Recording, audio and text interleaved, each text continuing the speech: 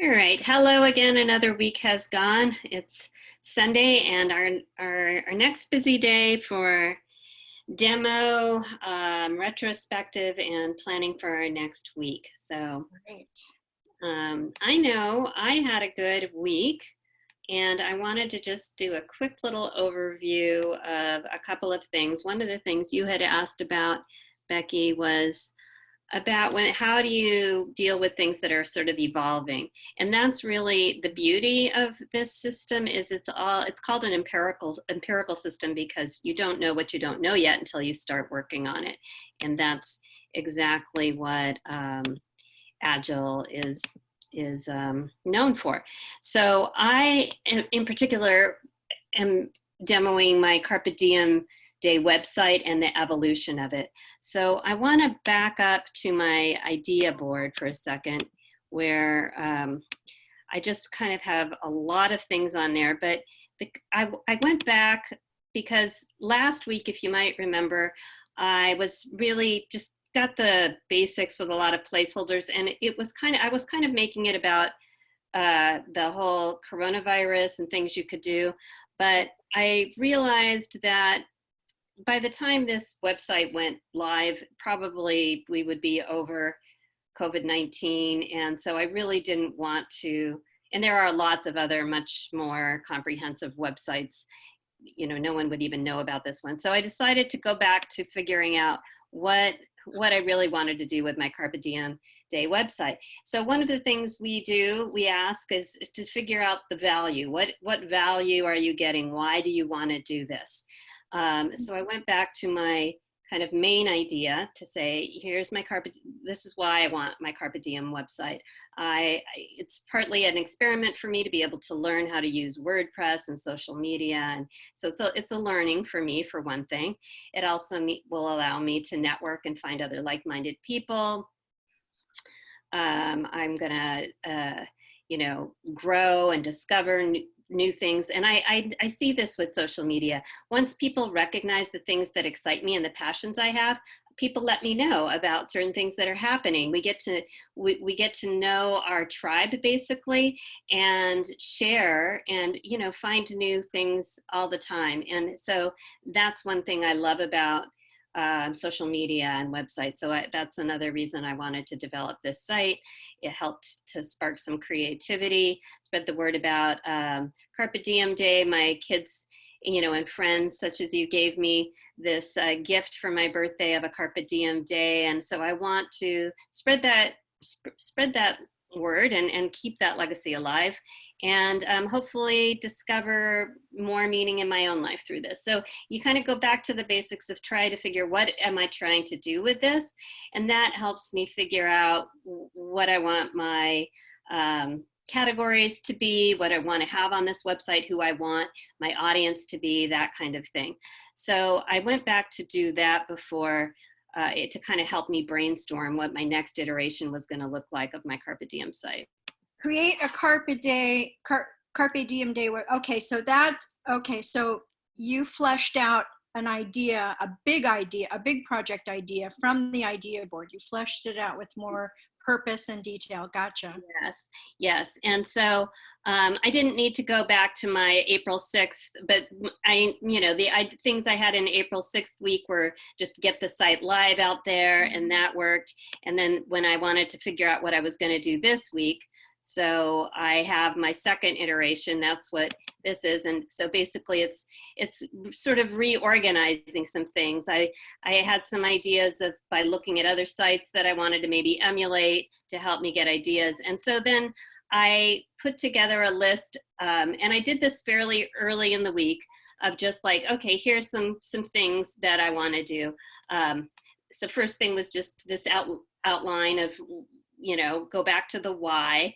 I realized if I was not going to make it about COVID-19 on that site, that I did want to have a page on my already established website about COVID-19. So I added that to YvetteFrancino.com.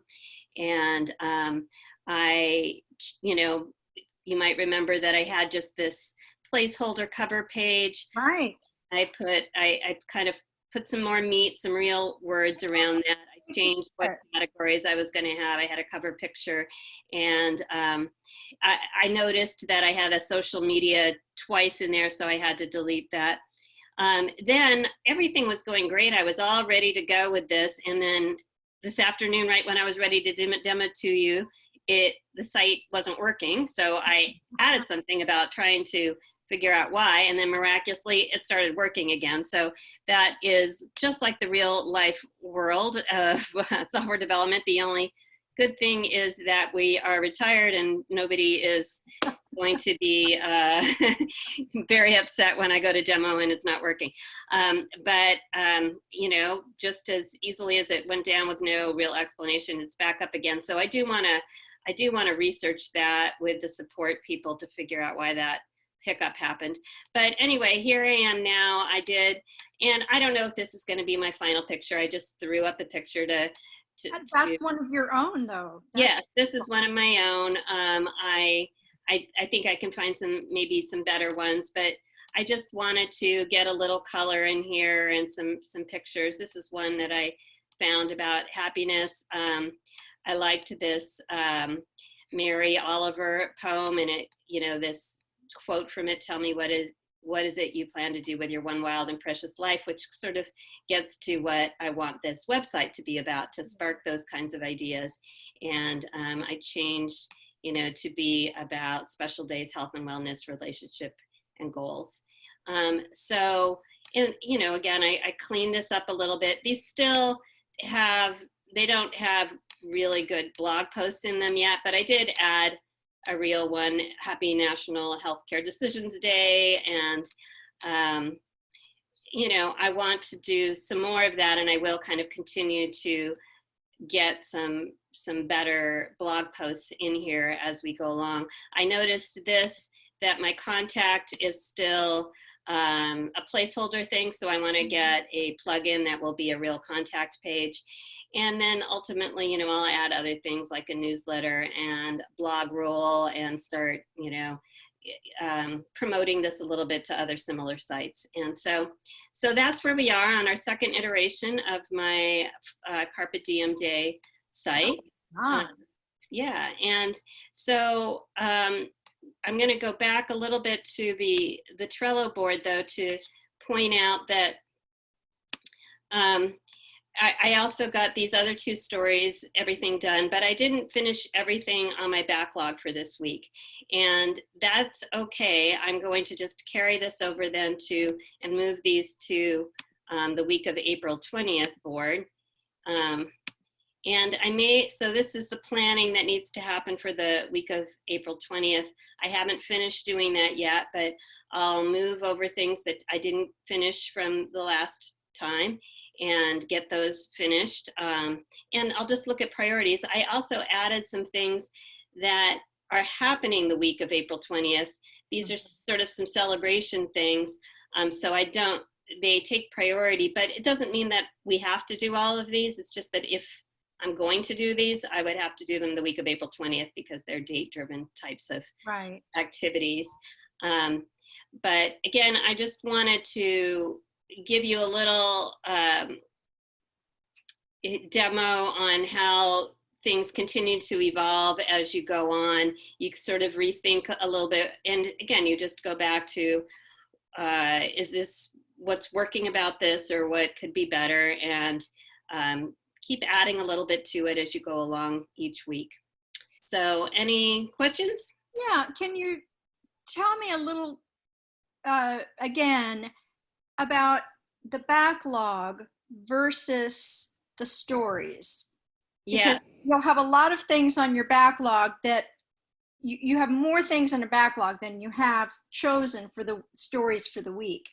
And yet you still managed to get a lot of things off of your backlog that were not stories. So you are either super productive or your backlog is naturally in the flow with your stories. How do you organize all of that?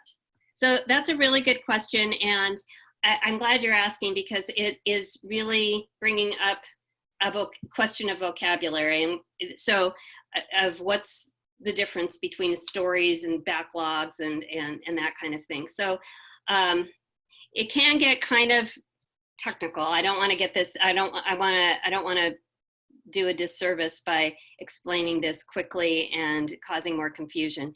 But basically, a story is something that you can get done within an iteration and demo. So it adds value. So those are some of the attributes of a story, is that it's going to add value. It's going to, you can do it in our case, a week's time. So it's something that is realistic, that it can get done within a week. And the, I don't remember if I said this already, and add value. So when you create your story, you really should take a look at it and say, what is going to be the definition of done for this story for it to be accepted on your backlog. So I've been a little sloppy here of, this is not ready yet. My backlog isn't ready. I should decide that says, in order for this story to be done, I mean, I just add a little information about when it is and everything, but I have to think about what would it be? It would probably be, I'd have to plan and know what time it is and where I'm going to go, and find out if you're going to go with me, and am I prepared, and write a blog post. It would be something like that. So I'd write the list of, this is what I want to do. And I would be done when the blog post, when I actually executed and wrote the blog post. And then I would move it over to verify and ultimately to done. So that's what constitutes a story, is that you think through what the value is, that you can, it's something that you can demo and you can do it in that time frame. Now, when we go back, and I haven't finished adding, I haven't brought over the things I didn't finish from last week. I want to do slideshows. I want to do another iteration of this website. I want to do some things with Senior with Skills. I probably have too many stories on here to say that they're all going to get done in, you know, it might be too much, and that might feel like that's stretched to say I can do all of those stories in the 1 week iteration. And so, and I haven't even finished, you know, I have to have the doing here, and the verify and the done. But what we only want to be working on at most 3 different things at one time. So this is a concept you and I talked about already, Becky, about you want to limit what's in this doing column. Yeah. That's limiting your WIP, limiting your work in progress. So it's okay if my backlog, ultimately we want to try to get everything done in our backlog by the end of the week, but we want to finish things. We don't want to start a whole bunch of things and not finish them. So we are going to grab things from our backlog as it makes sense. And again, some of these things are here just because they're time driven. So it doesn't make sense for me to put them on a I'll do them another time kind of list. I just will have to decide if I'm going to do them, and then I would bring them over to doing and finish them up. But our backlog for this week is what we hope to accomplish for the week. The stories are saying how we're going to do it, how we'll know we're done with it. Does that make sense? Yes. Oh, thank you. Okay, gotcha. So really good question. Okay, any other questions? Well, can I watch you go ahead and set up your stories for this coming week? Sure, we'll see if we can. I don't want to make this video too long. You know, I'm looking at your backlog, and it seems to me that the scavenger hunt is going to have to go into a story, because that involves other people. It's an ongoing, it's a commitment. I mean, you've set yourself up to have to do it. And I'm actually already started doing this, because so quickly the checklist is, I'm going to start with my checklist of invite people, and I have been doing that already. So and then you know, basically the Gish people are going to organize it. So I really won't have anything more to do, you know, host and coordinate team So this actually will be a busy April 25th, but Yes. we probably won't be able to do too much until, other than just make sure the team is all prepared and probably figure out what social media we're going to communicate on and how we're going to share our ideas and things like that. So, And is Trello linked to your, what calendar function do you use? Google? I do use Google Calendar, yeah. So is Trello tied to your Google Calendar? There probably is a way to do that, but I don't think I have it set up to integrate with my Okay. calendar right now. Okay. But also what I can show you is I'm going to go to this April 13th, where what I didn't finish yet, and there is a way for me to. I'm going to. So this was some ideas I was having about working with some of the two nonprofits I'm working with. I wanted to do some blog posts and get them some publicity. And I'm going to move this story to my April 20th backlog. So that one's moving over there. And this slideshow one, I want it. And so again, this is going to probably be a little too much. Move this You also. like a challenge. Yeah. Yeah. So, and I'll finish showing you these other things too, just so you can ask me questions to feel confident that those are done. But, and then I'll feel like I did what I needed for this April 13th. Another thing that we haven't been very formal about doing, but what we could do, just, sorry, got it. I'm gonna just tell her I can't take that right now. What we could also do if we were doing these projects together, we would do a retrospective, and we could add right in this week a card. Let me see if, I'm not sure if I can do this very easily with Zoom. Oops.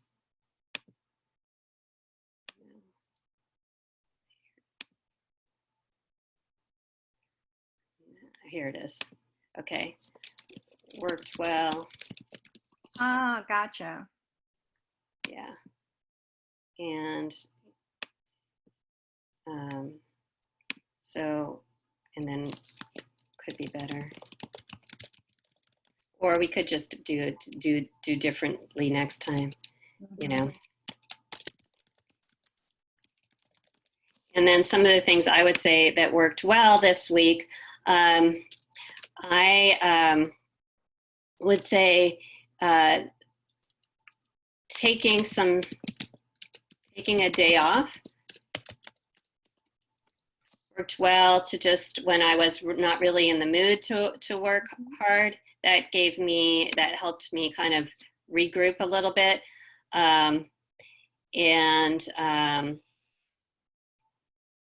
What could be better, I'm going to put the one about, WordPress, weird behavior. Why the day, even though taking the day off, I didn't feel productive on that day. I did feel a little bit like it was a day I needed to kind of just rest, and it gave me a little bit of my rejuvenation back the next day to still want to finish up. That's what a day off is for. Good. Yeah. So that was something that was good. I also, I did, I did a lot of extra stuff. Usually you don't want to get sidetracked, and I don't want to talk about all the extra stuff I did. But the good thing about it is I kind of give myself permission to do some little extra things that come about, as long as I can feel comfortable that I'm getting done these stories that I wanted to. If I can finish 3 stories, I sort of feel like I have give myself permission to let myself get a little distracted with other things. So, Fun. okay, to be distracted, but I have to watch for that. So I know my own personality and know that I do tend to get distracted and have too many things going. So sometimes it's like um, knowing to knowing when, you know, if I'm at risk for not getting done 3 stories that I want to have done by the end of the week, then I have to just say, no, I'll put that on my list and I'll think about that later or next week or something like that. And so I'm going to say what worked well was staying focused and true to finishing 3 stories. Sounds like you had a perfect balance this week.